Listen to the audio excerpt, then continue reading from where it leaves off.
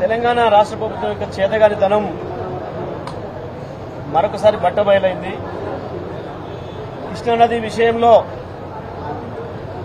తెలంగాణకు అన్యాయం చేస్తూ ఆంధ్రప్రదేశ్ ప్రభుత్వం అక్రమంగా నీళ్లు తీసుకుపోతుంది అని చెప్పి బీఆర్ఎస్ పార్టీ గత 3 నెలలుగా ఏదైతే చెప్పిందో పదే పదే అది నిజమని చెప్పి ఇవాళ కృష్ణా బోర్డు మేనేజ్మెంటే చెప్పింది. ఇవాళ మేము 2 నెలల క్రితం చెప్పిన విషయాన్ని ఇవాళ ఎండార్స్ చేసింది కృష్ణా మేనేజ్మెంట్ బోర్డు. మేము స్పష్టంగా చెప్పినాం, 1000 టీఎంసీల నీళ్లు ఇప్పటికే వచ్చినాయి.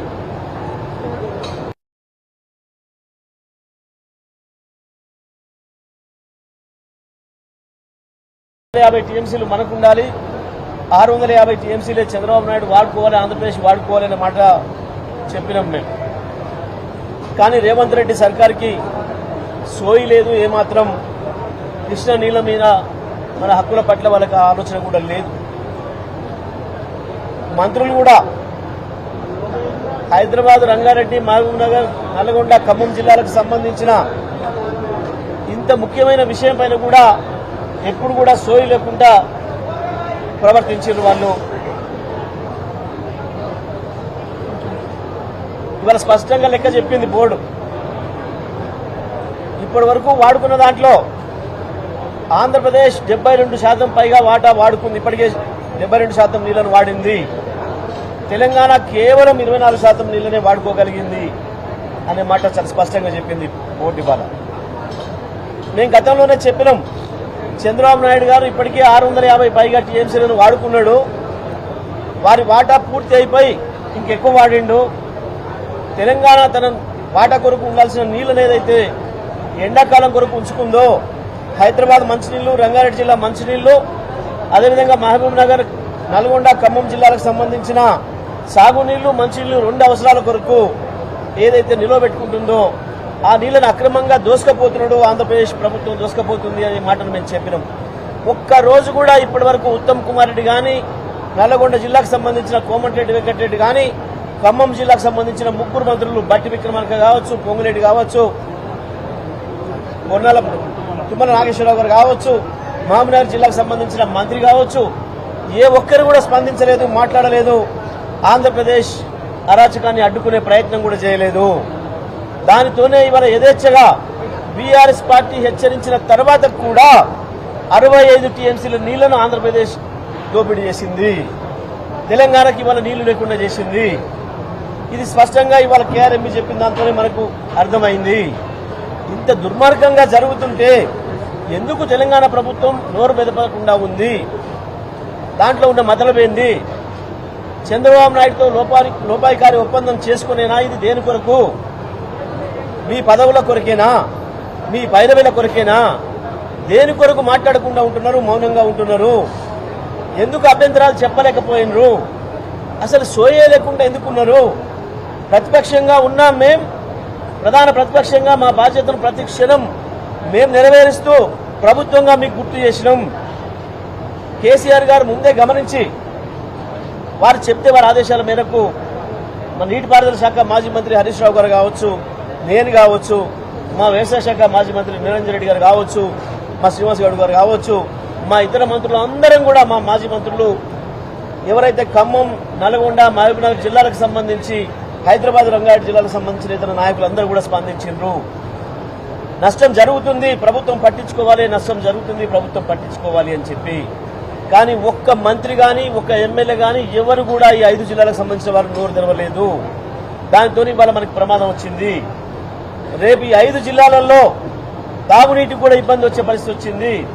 పొరపాటున వర్షాలు కనుక ఆలస్యమైతే హైదరాబాద్ అతలాకుతలమయ్యే పరిస్థితి వస్తూ ఉంది. ఇంత దుర్మార్గంగా ఈ ప్రభుత్వం వ్యవహరించడం అనేది దేని కొరకు అనేదానికి ఎక్కడ కూడా ఆన్సర్ లేదు ఇప్పటి వరకు కూడా. ఎందుకు ఇంత చేతగాకుండా, ఇంత దద్దమ్మల్లాగా, ఇంత రండల్లాగా ఉంటున్నారో సమాధానం చెప్పాలి. ఉప ముఖ్యమంత్రి కావచ్చు, పొంగులేటి కావచ్చు, తుమ్మల కావచ్చు, ఉత్తమ్ కుమార్ రెడ్డి గారు కావచ్చు, వెంకటరెడ్డి గారు కావచ్చు, జూపల్లి కృష్ణారావు గారు కావచ్చు, వీళ్ళందరికి మించి ముఖ్యమంత్రి కూడా ఎందుకు రండలాగా ప్రవర్తిస్తున్నారు? ఎందుకు చేతగాని వాళ్ళగా ప్రవర్తిస్తున్నారు? ఇంకా చంద్రబాబు నాయుడు బూట్లు నాకే పని ఎందుకు చేస్తున్నారు? ఇంకా ఎంతకాలం చేస్తారు? ఇది మీ పదవుల కొరకు, మీ పైరవీల కొరకు తెలంగాణకు ద్రోహం చేస్తారా? కృష్ణా పరివాహక ప్రాంత ప్రజలకు, రైతాంగానికి ద్రోహం చేస్తారా? దేని కొరకు జరుగుతుంది ఇది? ఉత్తమ్ కుమార్ రెడ్డి ఉత్త కోతలు చాలా మాట్లాడినావు. కేసీఆర్ 38 ఒప్పుకుండు, 39 ఒప్పుకుండు, మనకు నష్టం జరిగిపోయింది, రాసిచ్చిండు అని మాట్లాడినావు.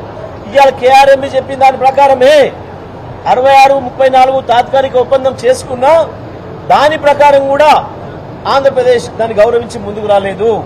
కేసీఆర్ ఉన్నంత కాలం 34% పైగా నీళ్లను వాడిండు, 38, 39% నీళ్లను కూడా వాడిండు అనే విషయం లెక్కలతో సహా స్పష్టంగా చెప్తుంది కేఆర్ఎంబి.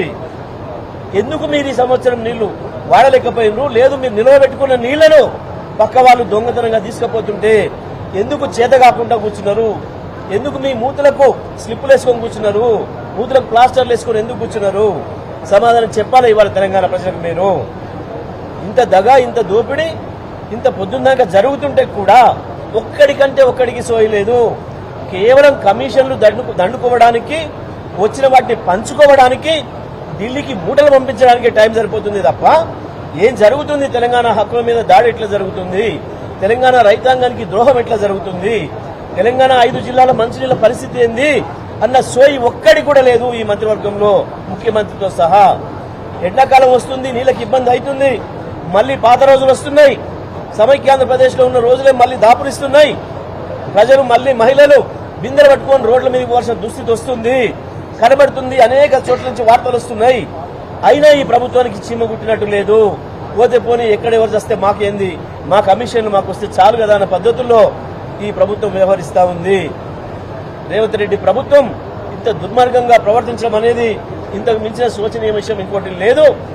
మేము చెప్పిన తర్వాత కూడా, ప్రధాన ప్రతిపక్షంగా మేము హెచ్చరించిన తర్వాత కూడా దాంట్లో వీళ్ళు మాట్లాడలేకపోవడం అంటే వీళ్ళ బేలతనం ఏందో ప్రజలు అర్థం చేసుకోవాలి.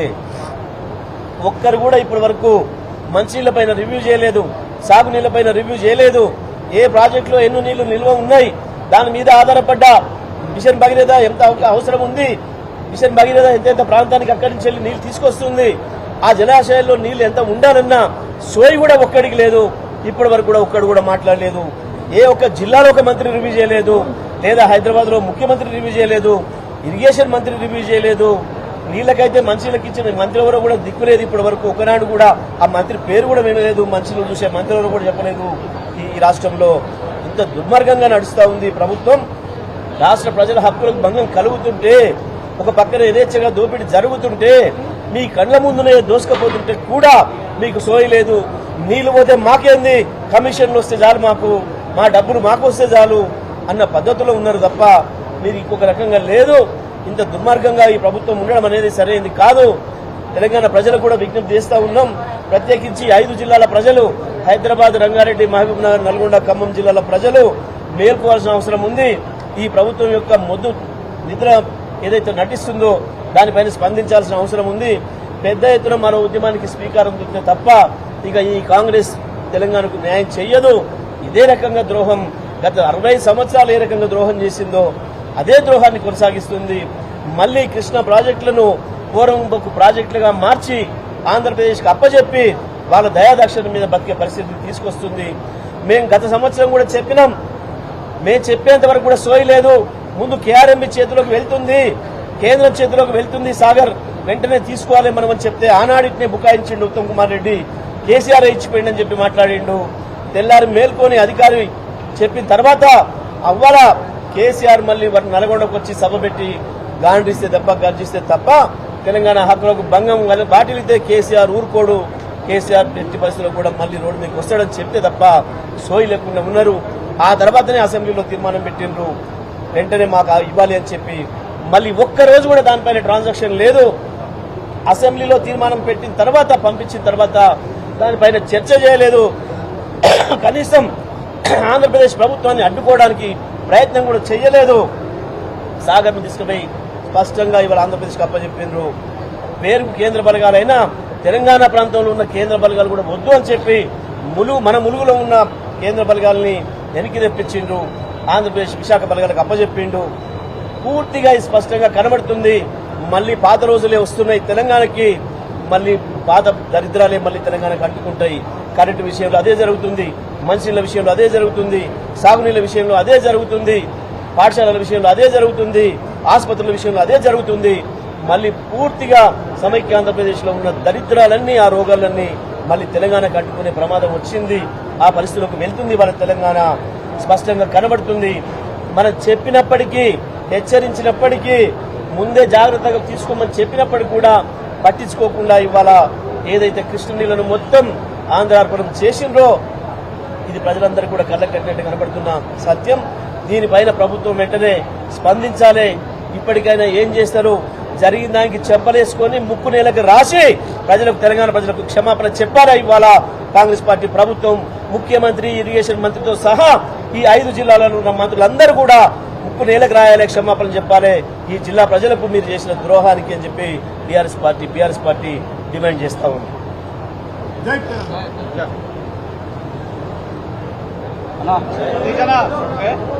Right, thank you.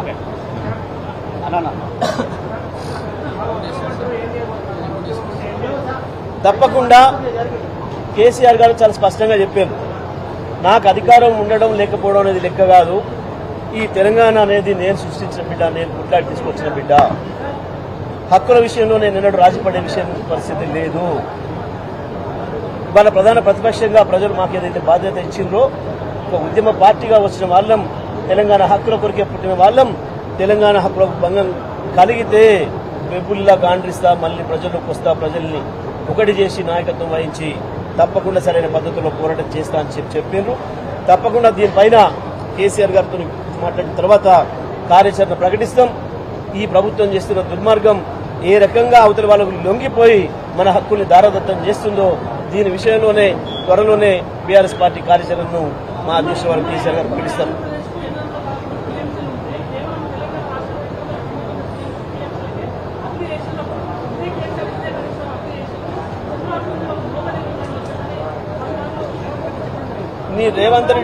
నీ రేవంత్ రెడ్డి చెప్పినా, నీ ఉత్తమ్ కుమార్ చెప్పినా, ఇంకోటి చెప్పినా వాళ్ళ ముఖం పగిలేటట్టుగా సమాధానం చెప్పింది కేఆర్ఎంబీ వాళ్ళ. కేఆర్ఎంబీ చెప్పింది.